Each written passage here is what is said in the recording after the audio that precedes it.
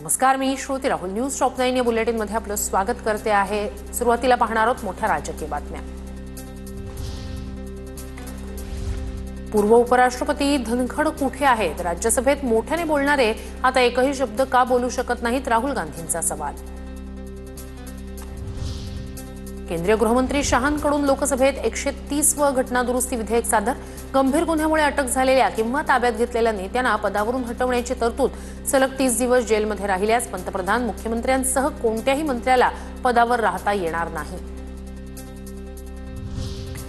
केंद्रीय गृहमंत्री शहांकडून लोकसभेत 130वे घटना दुरुस्ती विधेयक सादर. विधेयक मांडल्यानंतर विरोधकांचा सभागृहात गदारोळ.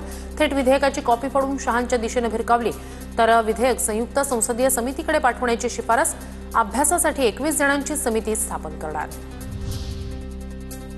आपण मध्ययुगीन काळात जात आहोत. मध्ययुगीन काळात राजा कुणालाही हटवू शकत होता. 130व्या घटना दुरुस्तीच्या विधेयकावर राहुल गांधींची टीका. बेस्ट कामगार पतपेढी निवडणुकीत ठाकरे बंधूंचे सर्व उमेदवार पराभूत. शशांक राव यांच्या पॅनलचे सर्वाधिक 14 उमेदवार विजयी, तर प्रसाद लाड यांच्या पॅनलचे 7 उमेदवार जिंकले. ठाकरे बंधूंनी पतपेढी निवडणुकीचं राजकीयकरण केलं. लोकांना ते आवडलं नाही. त्यातून पतपेढी निवडणुकीत त्यांना एकही जागा मिळाली नाही. बेस्ट पतपेढी निकालावर मुख्यमंत्री फडणवीसांची प्रतिक्रिया. ठाकरे ब्रँड कधीच फेल होणार नाही. बेस्ट पतपेढीची निवडणूक ही केवळ चाचणी परीक्षा. पराभवानंतर संजय राऊतांचं वक्तव्य. ब्रँडचा बँड वाजवण्याचं काम जनता करत असते. ईव्हीएमवर आरोप करणारे आता बेस्ट पतपेढीच्या निकालानंतर काय बोलणार? उपमुख्यमंत्री एकनाथ शिंदेंचा ठाकरे बंधूंसह विरोधकांवर निशाणा.